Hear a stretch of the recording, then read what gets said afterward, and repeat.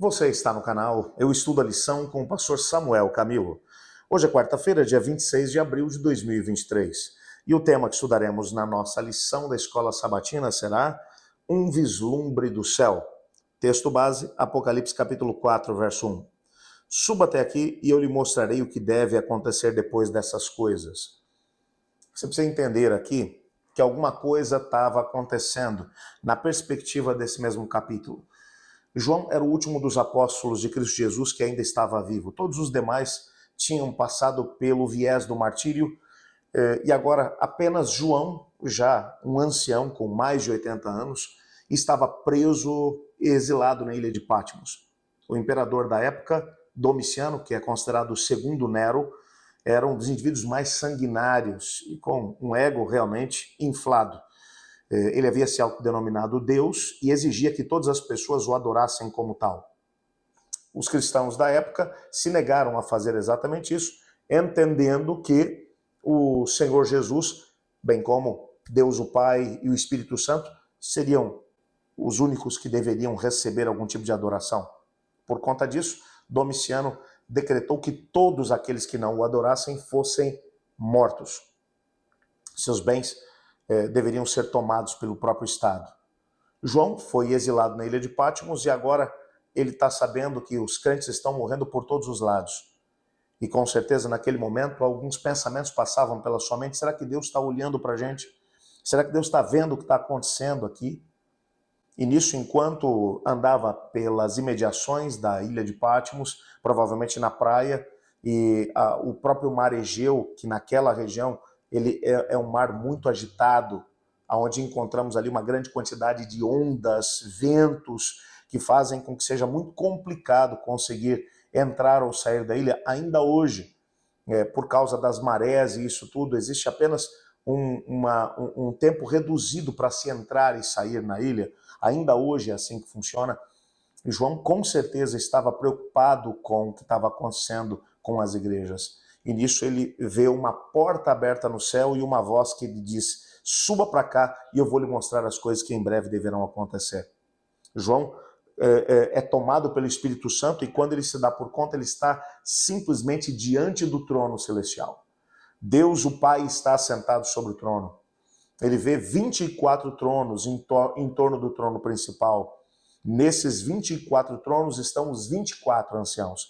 Quem são esses 24 anciãos? No nosso guia de estudos você encontra pelo menos duas opções de quem ou da identidade desses indivíduos. O que sabemos é que esses indivíduos eles são representantes de pessoas da terra, seguidores de Cristo Jesus e que de alguma forma passaram pela experiência de vitória sobre a morte.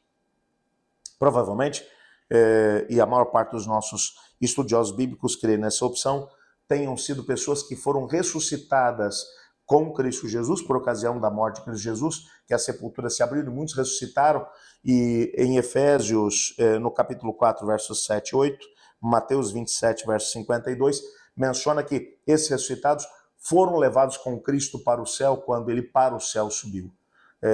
Esses indivíduos seriam representantes da humanidade, aquelas primícias que Cristo trouxe da humanidade para poderem acompanhar aquilo que estaria acontecendo dentro do santuário celestial, principalmente dentro do contexto do juízo. Há uma cena que é descrita de forma muito interessante. O João olha e ele está percebendo que o que está tendo lugar ali naquele momento é uma cena de juízo. Amanhã nós teremos a oportunidade de poder entender um pouco melhor isso no capítulo 5 do livro do Apocalipse. Mas o que João vai perceber é que Deus está sentado sobre o trono, que existem ali indivíduos que foram trazidos da terra, resgatados da terra como primícias. É como se fosse uma garantia de que a colheita final será uma colheita realmente grandiosa. A ideia de primícias é uma ideia que é extraída do mundo agrícola da época do Antigo e do Novo Testamento também, onde quando o trigo, o bom trigo, começava a germinar, começava a dar, ou estava pronto para a colheita, um molho desse trigo, ou um maço desse trigo era cortado, era levado diante do Senhor, e ele era movido diante do Senhor. Esse maço, esse molho de trigo que ainda estava ali no grão, movido diante do Senhor, era uma garantia de que nós teríamos uma grande colheita dentro do mundo agrícola daquela época. Isso representava, é claro, as primícias do Senhor Deus. Esses indivíduos que foram resgatados da morte estão no céu, estão numa posição de honra junto do trono principal. Eles estão prontos para poder acompanhar o processo de julgamento que está acontecendo no céu.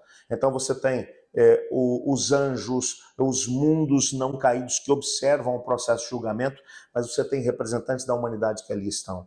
Nós não conhecemos a identidade desses 24 anciãos, mas sabemos simplesmente que são representantes da terra que estão ali para poder garantir que o processo será um processo transparente e que a justiça será feita, não apenas para aqueles que foram envolvidos no contexto da rebelião aqui no nosso planeta, mas de que o nome de Deus será vindicado diante das acusações que foram estabelecidas pela rebelião. Portanto, nesse momento, tem muita gente torcendo por nós dentro do tribunal celestial. É claro que da nossa parte, o que se espera é que tenhamos uma postura diante do Senhor, é que coloquemos a nossa vida nas mãos do Senhor, é que teremos a oportunidade de poder viver, de tomar posicionamentos que nos coloquem como pessoas que viverão a experiência de ser absolvidas nesse julgamento. E a grande decisão que temos que tomar é de ter Jesus Cristo como nosso Senhor e Salvador. Há um texto que vai aparecer aqui no nosso guia de estudos, onde o pastor Mark Finley diz assim: de qualquer forma, isso é uma boa notícia. Há alguns redimidos da terra ao redor do trono de Deus. Eles enfrentaram tentações assim como nós enfrentamos. Pelo amor do Espírito venceram. Eles estão vestidos de branco, simbolizando a justiça de Cristo, que cobre e purifica os pecados. Têm coroas de ouro na cabeça, indicando que venceram o mal e fazem parte da linhagem real de crentes cheios de fé. Ou seja, eles nos representam. Se eles estão lá, essa mensagem está sendo transmitida, nós também poderemos estar. Eu quero orar para fazer parte dos redimidos de Cristo Jesus quando Ele aqui voltar. Você não quer fazer o mesmo? Mas antes de podermos orar, por essa razão, eu gostaria de convidá-lo para vir comigo para a nossa comunidade de oração, para podermos orar por alguns dos pedidos que foram enviados para a gente. Vem comigo. Nós temos aqui alguns pedidos que nos foram feitos, o que eu quero compartilhar com vocês aqui no nosso chat. O primeiro deles é do Osvaldo e da Lourdes. Eles são lá do Parque Jaguara, aqui na zona oeste da cidade de São Paulo. O Osvaldo e a Lourdes, eles agradecem a Deus, porque Deus tem sido muito bom para com eles. Eles estão aqui mencionando, inclusive, uma graça que eles receberam. O seu filho, o Anderson, e a sua nora, a Rosa, estão esperando o seu primeiro bebê. Louvado seja Deus por isso e parabéns a você, Anderson, parabéns a você, Rosa. E pedem também oração porque eles passaram por um acidente e estão dependendo de uma decisão que vai ser tomada hoje para que eles possam ter acesso ao seguro para poder comprar um novo carro. Nós vamos orar por isso também. Há aqui um pedido que foi feito também pela Mônica. A Mônica, ela diz: obrigado, pastor, por compartilhar com todos nós a lição. Peço que continue orando por mim e pelo meu esposo. Nós estaremos orando também por todas as famílias e por todos os pedidos. Muito obrigado por isso. A Érica Kelly Leite, ela diz o seguinte: peço oração por minha família, preciso muito da bênção de Deus. Vamos orar aqui por isso, Érica. A Dilva Maria, ela diz: bom dia, pastor, bom dia a todos os irmãos. Peço que continuem a orar por todos os pedidos. Peço principalmente por minha irmã Luísa e pela casa dela. Eles lutam contra muitas doenças e gostaríamos que Deus interferisse. Ela pede também pelos filhos, ou seja, pelos sobrinhos, pelos filhos da sua irmã, pelos seus sobrinhos. Vamos orar por isso, sim. A Márcia Santiago: bom dia a todos, vamos orar por todos os pedidos. Oremos uns pelos outros. Boa lembrança, irmã Márcia. A Rose Luna: bom dia, pastor, bom dia a todos os irmãos. Peço que orem em favor do meu filho Daniel, para que Deus o oriente na vida profissional e para que portas se abram. Nós vamos orar por esses pedidos. Senhor Deus, muito obrigado pela certeza que temos de que o Senhor ouve as nossas orações. Obrigado porque sabemos que nesse momento, enquanto o Tribunal Celestial está reunido, representantes da humanidade lá estão, não apenas para poder acompanhar o processo, mas como uma garantia de que todos aqueles que também se entregarem a Cristo Jesus poderão vencer como eles venceram.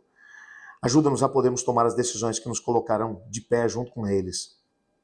Pedimos também, Senhor, que o Senhor ouça os pedidos que aqui foram feitos, os agradecimentos também, que tu possas responder a cada um de acordo com a tua vontade, que os milagres que têm que ser feitos, que as portas que têm que ser abertas, que sejam, pois nós oramos em nome de Jesus. Amém, Senhor. Eu estudo a lição, e você?